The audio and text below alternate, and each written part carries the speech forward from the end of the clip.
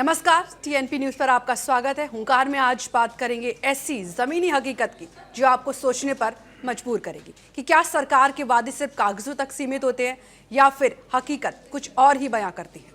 छत्तीसगढ़ सरकार आदिवासी छात्रावासों की हालत सुधारने के लिए 210 करोड़ रुपए खर्च करने का दावा कर रही है, लेकिन जमीनी हकीकत कुछ और ही बयां कर रही है। कहीं जर्जर भवन बच्चों की जान के लिए खतरा बने हुए हैं और कहीं बुनियादी सुविधाओं का अभाव बच्चों को बीमार कर रहा है और कहीं इलाज न मिलने की वजह से मासूमों की जान तक चली जाती है। हुंकार में आज बात करेंगे इसी मुद्दे पर और इससे पहले लेकिन पेश एक खास रिपोर्ट।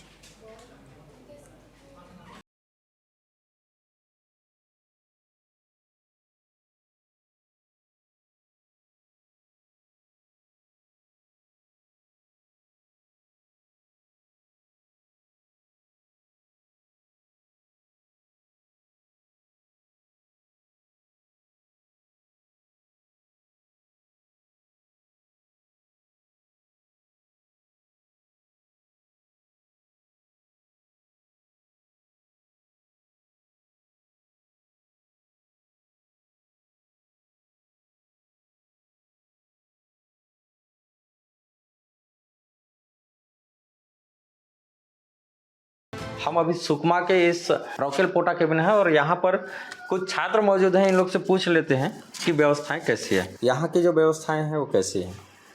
थोड़ी ठीक है और थोड़ी कमी है सर। क्या क्या की कमी है? जैसे क्लच तरफ पंखा नहीं है सर। अच्छा, मतलब वायरिंग की समस्या है जी। और आपका बेडशीट चेंज होता है? जी होता है सर। अच्छा, ये पुराना है कि नया है बेडशीट? आधा नया और आधा पुराना है सर। अच्छा, ठीक है। और गद्दा आप लोग का ठीक है? एक एक खराब है सर। अच्छा, आप लोग हर बेड में एक एक सोते हो कि दो दो सोते? दो सर। दो सोते हैं? जी। अच्छा, और खाने पीने का व्यवस्था कैसी है? थोड़ा बहुत मिलता है सर। थोड़ा मिलता है कि पेट भर मिलता है? मिलता है सर पेट भर। अच्छा, नाश्ता कितना समय करते हो? 4 बजे सर। शाम को? जी। सुबह नहीं करते हो? नहीं सर। नाश्ते में क्या क्या मिलता है? पोहा और चना सर। कहीं ना कहीं कमी है। और व्यवस्थाओं को लेकर जिस तरह से बच्चों ने बताया तो ये सबसे बड़ी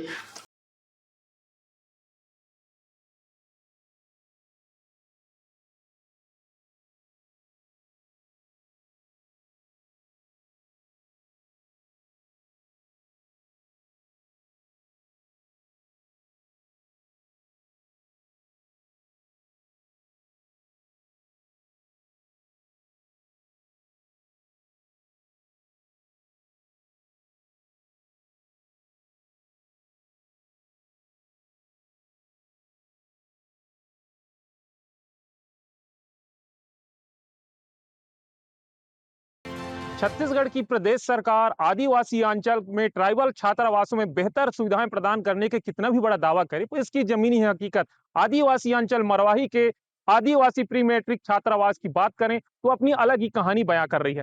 आपको मैं बता दूं कि यहाँ छात्रावास भवन जर्जर स्थिति में है, छत यहाँ टूटकर गिर रहे हैं। यहाँ की शौचालय व्यवस्था की बात करें तो बद से बदतर स्थिति में है। वहीं आपको मैं बता दूं कि यहाँ के पढ़ने वाले नौनिहाल जान जोखिम में उठाकर पढ़ाई करने के मजबूर हैं। वहीं बहरहाल अब देखने वाली बात यह होगी कि सक्षम जिम्मेदार अधिकारी गौरेला पिंडा मरवाही के छात्रावास की बेहतर सुविधाएं प्रदान करने के लिए कौन सी ठोस कार्रवाई करते हैं। इतना ही नहीं, कोंडागांव जिले के फरसगांव विकास खंड के कोसा गांव बालक आश्रम शाला में हालत और भी चिंताजनक है। यहाँ 50 बच्चों की जिम्मेदारी एक ऐसे अधीक्षक के पास है जिसे दो आश्रमों का प्रभार दे दिया जाता है। इतना ही नहीं, 200 सीटर छात्रावास तो बनाया जाता है, लेकिन प्रशासन की लापरवाही के चलते वो खंडर में तब्दील हो जाते हैं। वहाँ जहाँ आप प्री मैट्रिक उसमें जाएंगे हॉस्टल में, तो इतना गंदगी है, मैं कहूँगा शौचालय में बच्चे किस तरह से जाते होंगे कि बहुत ही मतलब कोई भी देखेगा तो उसको वो सहन नहीं कर पाएगा। तो बेहद गलत है और खासकर छोटे छोटे बच्चे रहते हैं और जो छत है वो टूटने के कगार पर है और किसी दिन किसी बच्चे की मृत्यु हो जाती है तो उसके जिम्मेदार कौन होगा। और इस तरह की घटना जब होती है तो दुख लगता है और खासकर जब ये आदिवासी क्षेत्र हो, आदिवासी विधायक हो और इस तरह की घटना होती है तो बेहद ही शर्मनाक है। अब आप अंदाजा लगा सकते हैं कि बच्चों की जिंदगी कितनी असुरक्षित है। बड़ा सवाल यही है कि प्रशासन इन खंडर छात्रावास की सुध लेगा या फिर प्रशासन को किसी बड़े हादसे का इंतजार है। Special report, TNP news. और इसी चर्चा में कुछ खास मेहमान हमारे साथ जुड़ चुके हैं। वरुण त्रिपाठी जी प्रवक्ता कांग्रेस पार्टी से जुड़े हैं। त्रिपाठी जी बहुत बहुत स्वागत है आपका। और इस चर्चा में बीजेपी के प्रवक्ता अनिल गोयल जी भी हमारे साथ जुड़ चुके हैं। अनिल जी बहुत बहुत स्वागत है आपका। बस्तर से हमारे संवाददाता कार्तिकेश्वर भी इस चर्चा में मौजूद है। सबसे पहले मैं कार्तिकेश्वर में आपसे पूरा मामला समझना चाहूंगी। छत्तीसगढ़ के अलग अलग हॉस्टल की तस्वीरें हमने देखी, छात्रों को भी सुना, और छात्रावास में मूलभूत सुविधाएं क्यों नहीं है, इसको विस्तार से बताइए। जी बिल्कुल आपको बता दूं, बस्तर के सुदूर अंचल में कहीं ना कहीं माओवाद से प्रभावित गांव में अधिकतर जहां पे जो जिला प्रशासन की जो सुविधाएं हैं वो वहां नहीं पहुंच पाती थी, तो ऐसे जगहों को चिन्हांकित करके पोटा केबिन बनाया गया। और पोटा केबिन में जो बीहड़ क्षेत्र से जो सुदूर अंचल के बच्चे हैं उनको सुविधा प्रदान करने के लिए, जिस तरह से सरकार जो है वो पोटा केबिन में 500 400 इस तरह के उनके क्षेत्र के जो स्थानीय बच्चे हैं उस हिसाब से लगभग 500 बच्चों तक का पोटा केबिन में भर्ती किया गया। और वहां पर कहीं ना कहीं सर्व सुविधा युक्त जो चीजें हैं वो उपलब्ध कराने की बड़ी बड़ी बात की गई। लेकिन आप धरातल पर आप देखेंगे तो बिल्कुल यहाँ पे बहुत ऐसे जगह मिलेंगे जहां पर किराए के भवन में या फिर कहीं ना कहीं वैकल्पिक व्यवस्था में चल रही है। कहीं ना कहीं जो टॉयलेट की सुविधा है वो कई जगह ब्लॉक है जहां पे बच्चों का लाइन लगे रहता है। और बहुत ऐसे जगह है जहां पर अधीक्षक शाम होते ही छुट्टी बना लेते हैं, नदारद रहते हैं। अभी बीजापुर जिले में हम मौजूद हैं और बीजापुर जिले की स्थिति आपको बता दूं, बहुत सारे जो सुपरिंटेंडेंट हैं पोटा केबिन के वो बराबर मौजूद नहीं रहते। और अभी हमने यहाँ के जो कलेक्टर हैं उनसे हमने बातचीत की कि क्या स्थिति है यहाँ पे करके, तो उन्होंने बताया कि बिल्कुल ऐसी सूचना मिली है कि बराबर यहाँ पे अधीक्षक उपस्थित नहीं रहते हैं। और जिम्मेदारी जो है वो कर्मचारियों, जो सफाई कर्मचारी हैं या फिर जो यहाँ के जो प्यून हैं उनके ऊपर जिम्मेदारी देकर वो हॉस्टल छोड़कर, वो पोटा केबिन छोड़कर शाम होते ही भाग जाते हैं। कहीं ना कहीं स्वार्थ सिद्धि में लगा हुआ जो सरकारी अमला है वो देखने को मिल रहा है। ठीक है, ठीक है कार्तिकेश्वर, आप बने रहिए हमारे साथ। और बीजेपी के प्रवक्ता अनिल गोयल जी भी हमारे साथ चर्चा में जुड़े हैं। अनिल जी, सबसे पहले मैं आपसे जानना चाहूंगी कि आपकी सरकार आदिवासी समुदाय के विकास की बड़ी बड़ी बातें करती है, लेकिन जो तस्वीरें सामने आ रही है वो तो कुछ और ही बयां कर रही है। क्या यही विकास है?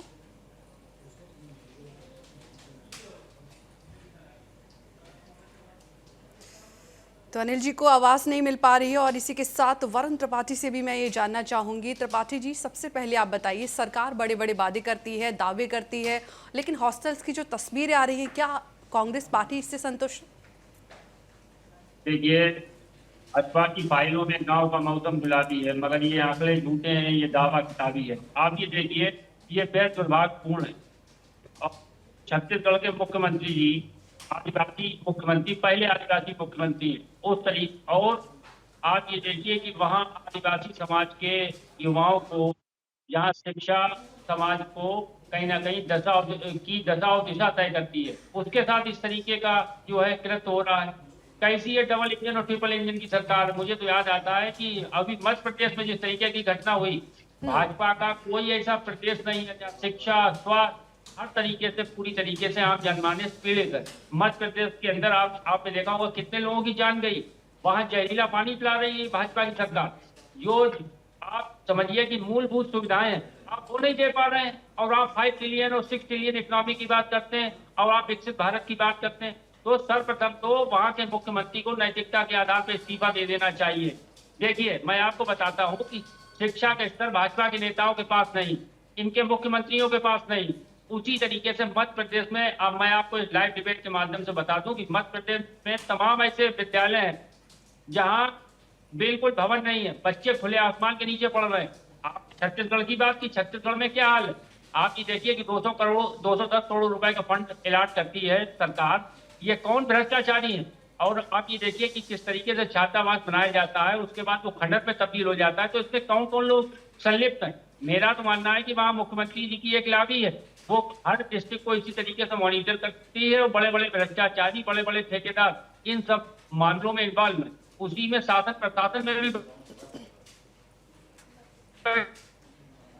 इस तरीके का बंदरबाट पूरा चल रहा है। तो जब युवा ही शिक्षित नहीं होगा तो देश कैसे आगे बढ़ेगा? और ये आप ये देखिए कि विकसित भारत की बात करते हैं, तो ये कहीं ना कहीं पूरे फेस के ऊपर एक क्वेश्चन है। जिस तरीके से भाजपा ने एक रणनीति बनाई हुई है कि अपने जहां जाएंगे मुख्यमंत्री, जहां जाएंगे लोग, तो पूरी तरीके से आम जनता शोषित और पीड़ित महसूस कर रही है, क्योंकि शिक्षा तक मूलभूत सुविधाएं आप नहीं दे पा रहे हैं आम जनमानस को। ठीक है त्रिपाठी जी, आप लगातार सरकार पर आरोप लगा रहे हैं, लेकिन जब आपकी सरकार थी तब भी हॉस्टल्स की यही हालत थी, तब क्यों कुछ आपकी सरकार ने एक्शन नहीं लिया? आप जनता की बात कर रहे हैं कि जनता उनके काम से संतुष्ट नहीं है, क्या आपके काम से संतुष्ट थी जनता? तक हमारी जो है हमारी इससे पहले जो सरकार थी, हम लोगों ने पूरी मेहनत और शिद्दत के साथ काम किया। दौर का आप डाटा उठा के देख लीजिए और आज के दौर का डाटा उठा के देख लीजिए, आप लोगों को जमीन आसमान का अंतर पता चलेगा। हमने मूलभूत सुविधाएं आम जनमानस को दी। मध्य प्रदेश के अंदर आप देखिए कि सोई हुई सरकार, वहां बच्चों के जो खाने पीने के जो बर्तन थे उसपे का भ्रष्टाचार मध्य प्रदेश की सरकार में हुआ, वहां बाईपास के नाम से घोटाला हुआ। और आप ये देखिए कि दिल्ली के अंदर किस तरीके से क्या क्या चल रहा है, उसके उत्तर प्रदेश के अंदर आप ये देखिए कि जो घटना आप छत्तीसगढ़ की बता रहे हैं, जहाँ महिला जो है सेनी जो सिपाही थी, उन्होंने साहब कहीं ना कहीं खराब जो है व्यवस्थाओं के ऊपर प्रश्न खड़ा किया, उनके लिए खाने के लिए पीने के लिए, और ये बच्चों वाला मामला है। तो हमारी सरकार जहां जहां नहीं, हमने आम जनमानस को जनता से जुड़ी हुई जितनी भी चीजें थी मूलभूत सुविधाएं उन्हें देने का प्रयास किया और इससे बेटर हम लोगों ने शासन चलाया। और आज आप उठा के देख लीजिए, ये आंकड़े आपको बताएंगे। ठीक है त्रिपाठी जी, आप बने रहिए हमारे साथ। और फिलहाल हो चुका है एक ब्रेक का वक्त, तो ब्रेक के बाद लौटेंगे और जनता के मुद्दों पे करेंगे और भी सवाल। फिलहाल के लिए रुकते हैं।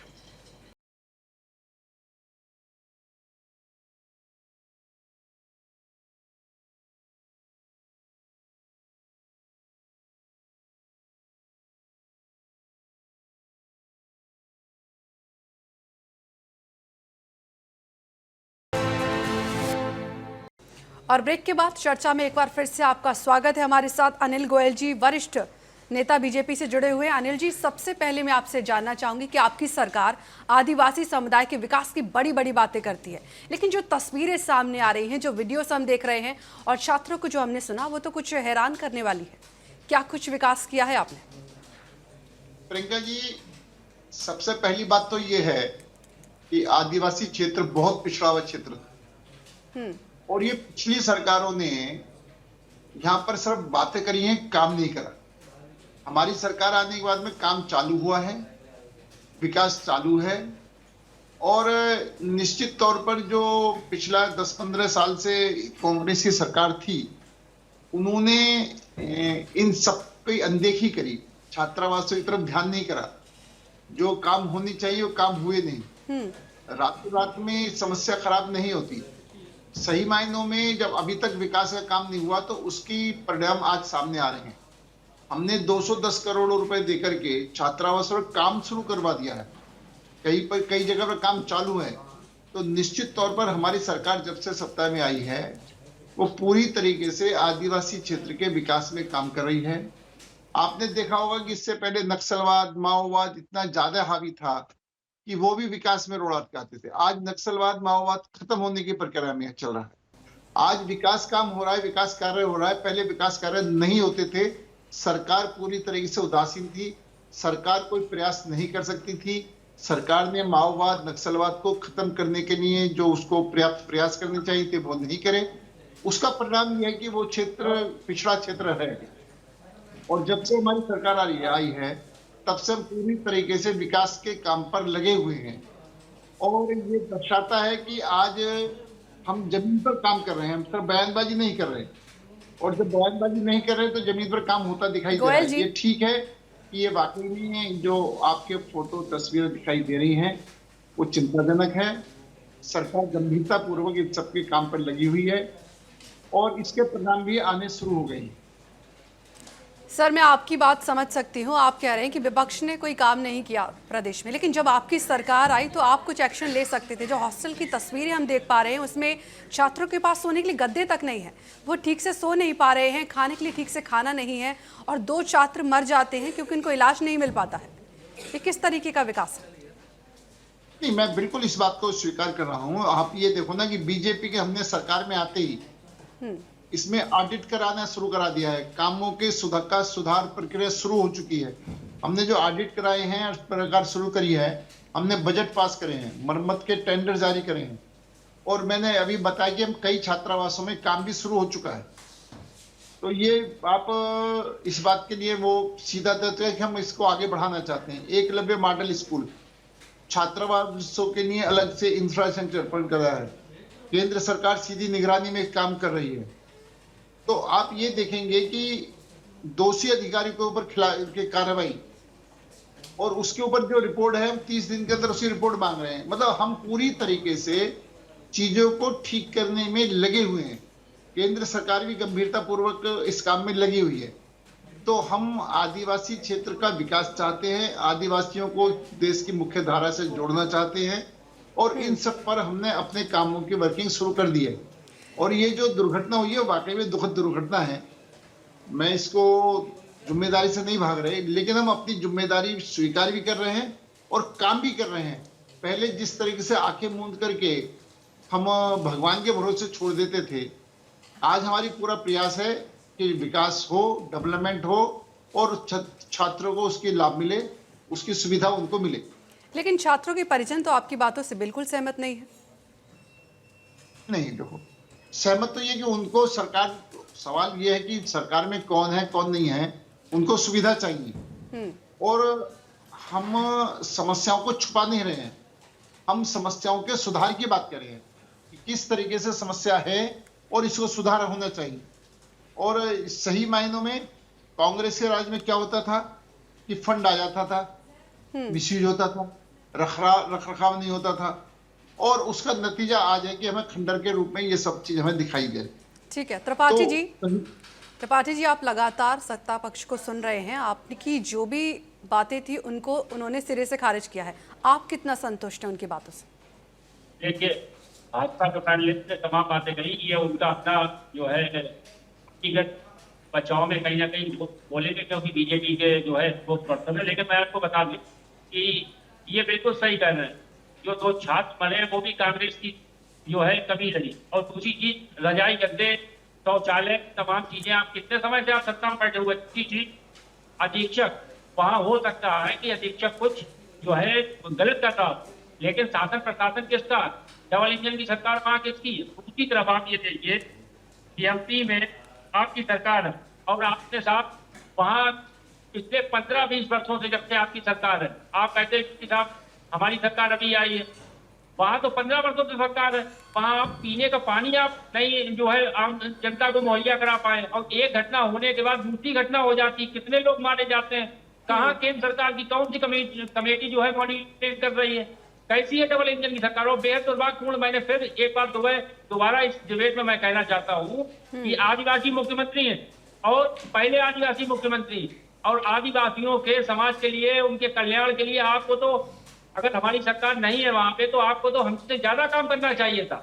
और आप अपने काम करने में कहीं ना कहीं विफल साबित हुए, और अपनी जो है नैतिकता के आधार पर जो अपनी जिम्मेदारी होना चाहिए थी वो, लेकिन सरकार तो कह रही है कि वो काम कर रही है। काम तो इन्होंने मध्य प्रदेश में भी किया, काम तो इन्होंने दिल्ली के भी अंदर किया। तो ये सब फर्जीफिकेशन पे आप देखिए कि वहां इनकी चीफ मिनिस्टर दिल्ली के अंदर है, वो साहब देखिए कि एक आर्टिफिशियल नदी तैयार कर देती है। तो उसके बाद इनके जो शिक्षा मंत्री हैं, शिक्षा मंत्री के शिक्षा के स्तर आप देख लीजिए। माननीय गृह मंत्री जी किस तरीके से बयान देते हैं कि 12वीं के बाद इंटर, इंटर के बाद 12वीं, तो ये तो शिक्षा का स्तर है इन लोगों का। तो इन्हें आम जनमानस से, बच्चों से, जो समाज को कहीं ना कहीं शिक्षा जो है दशा और दिशा तय करती है, राष्ट्र का विकास करती है, क्योंकि इन लोगों का शिक्षा के स्तर बहुत निम्न स्तर का है। और ये नहीं चाहते मध्य प्रदेश में खुले आसमान के नीचे की पिछले 15 वर्षों से सरकार है, वहां विद्यालय नहीं, बच्चे आम जनमानस, ये जो गरीब तबके के बच्चे हैं, वो खुले आसमान के नीचे जो है कहीं ना कहीं शिक्षा यापन कर रहे हैं, और ये यहाँ बैठ के साथ बड़ी बड़ी बातें करते हैं।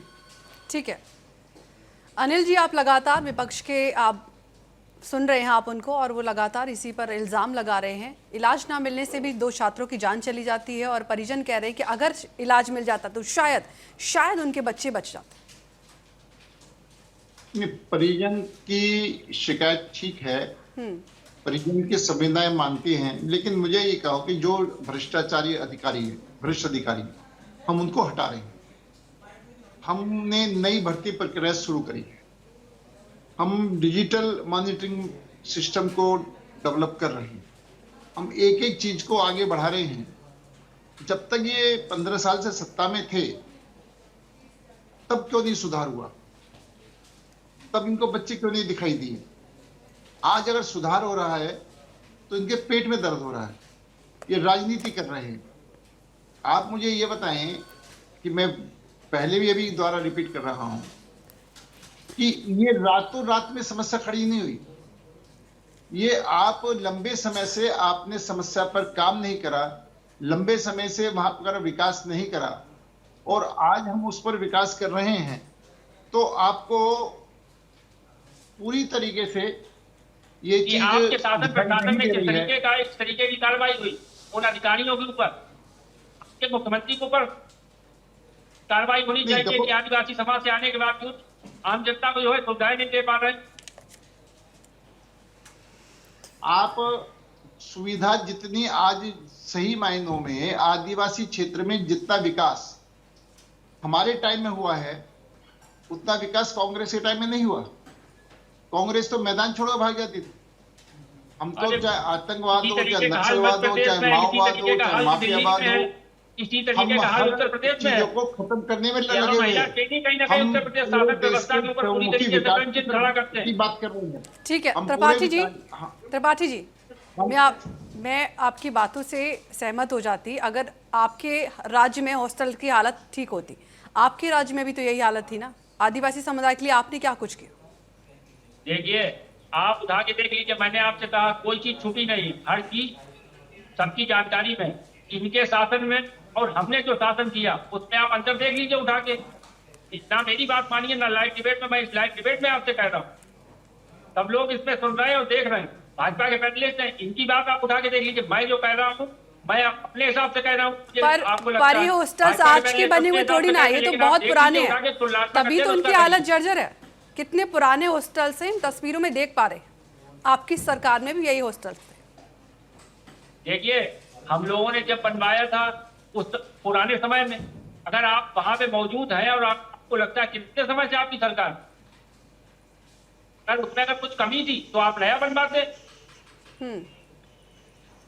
विकास के नाम पे विकास होना चाहिए। हम अब भाजपा अगर करती है, हम भाजपा के जो है कहीं ना कहीं हम इन्हें जो है धन्यवाद देते कि आम जनता की समस्याएं सुनी। लेकिन ये और दूसरी चीज इन्होंने कहा भर्ती प्रक्रिया, पूरे देश में जहां जहां भाजपा की सरकार है, मैं लाइव डिबेट में बता दूं, सेंट्रल गवर्नमेंट के जितने विभाग हैं सबको इन लोगों ने निपटा दिया माननीय प्रधान सेवक जी ने। और यहाँ बैठ के कह रहे हैं कि साहब भर्ती प्रक्रिया पूरे जहां जहां स्टेट में, जिन स्टेटों में इनकी गवर्नमेंट है वहां भर्ती प्रक्रिया आप समझ लीजिए बिल्कुल खत्म है। उत्तर प्रदेश में कितने पेपर होते हैं, कितने पेपर लीक हो जाते हैं, क्या हालत है उत्तर प्रदेश की, यही हालत मध्य प्रदेश की और यही हालत सर अभी बात हॉस्टल्स की चल रही है, छत्तीसगढ़ की। अभी बात हॉस्टल्स की हो रही है ना, हम उस मुद्दे पर चर्चा कर। नहीं, मैंने आपको एक आंकड़ा बताया और वहां भी अभी आप भाजपा के पैनलिस्ट कह रहे थे कि वहां भर्ती प्रक्रिया चालू, आपने कितनी भर्तियां की आप बताइए। वो अनिल जी, आप कितना सहमत हैं इनकी बातों से? मैं तो त्रिपाठी जी से एक बात पूछना चाहता हूं। आरोप लगाने से काम चलेगा, काम करने से काम चलेगा। जब देश आजाद हुआ था तो हमारा देश की अर्थव्यवस्था 7वें नंबर पे थी, और जब 2014 तक आते आते आप 6ठे 5वें की जगह आप 11वें नंबर पर अर्थव्यवस्था ले गए थे, और आज हम 4थे नंबर अर्थव्यवस्था, 3रे नंबर पर अर्थव्यवस्था को लेकर जा रहे हैं। आज देश चारों तरफ विकास कर रहा है, हर क्षेत्र में विकास कर रहा है, हर क्षेत्र में। चाहे सर आप दोनों ही मुद्दे से भटक रहे हैं। बात यहाँ पर आदिवासी समुदाय की हो रही है। रास्ते पे क्यों गुमराह करते हैं? नहीं, गुमराह नहीं कर रहे हैं, ये सबको दिखाई दे ठीक है, रहा है। आप सभी का इस दिखाई दे रहा चर्चा है। में जुड़ने के लिए बहुत बहुत शुक्रिया। तो छत्तीसगढ़ की सरकार विकास के बड़े बड़े वादे करती है, लेकिन आदिवासी समुदाय की हकीकत और हॉस्टल्स की तस्वीरें तो कुछ और ही बयां करती हैं। अब देखना है दिलचस्प होगा कि क्या हॉस्टल की बदहाली को बदलने के लिए सरकार वास्तव में कुछ करेगी या ये वादे सिर्फ कागजों में ही सिमट कर रह जाएंगे। फिलहाल के लिए चर्चा में बस इतना ही। लगातार देखते रहिए TNP न्यूज़। नमस्कार।